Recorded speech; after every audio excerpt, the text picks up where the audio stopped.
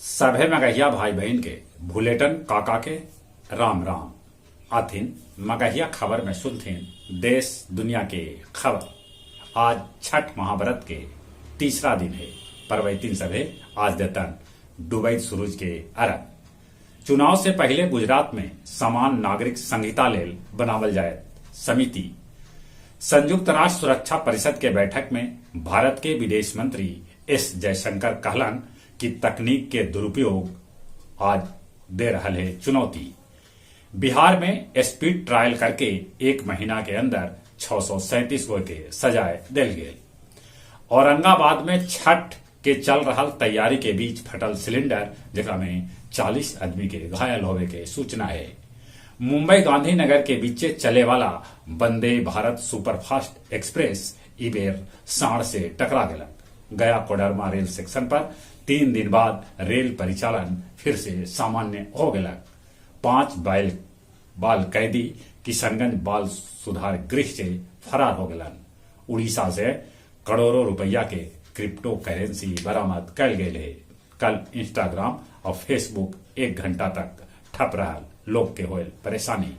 नासा सूरज भगवान के मुस्कुराई तस्वीर भेजल है। दक्षिण कोरिया में हैलोवीन उत्सव के दौरान भगदड़ मच गए जेकरा में 120 आदमी के है मौत के खबर। रूस यूक्रेन युद्ध होवे से यूक्रेन में बिजली संकट बढ़ गया है। बोध गया में विदेशी महिला भी कर रहलन है छठ व्रत। गया से म्यांमार थाईलैंड ले विमान सेवा आज से शुरू कैल जाए। गया जी के 31 घाट पर आज अर्घ दिल जाए। सब जगह सुरक्षा के पुख्ता इंतजाम कैल गए है।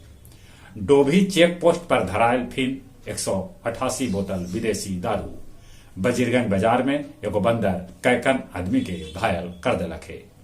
गया जिला हिंदी साहित्य सम्मेलन में काव्य संध्या 427 के आयोजन कैल गए जेकर अध्यक्षता सभापति सुरेंद्र सिंह सुरेंद्र, संचालन खालिक हुसैन परदेसी कैलन। इस अवसर पर मुख्य अतिथि के रूप में गुफरान अशरफी उपस्थित रहा।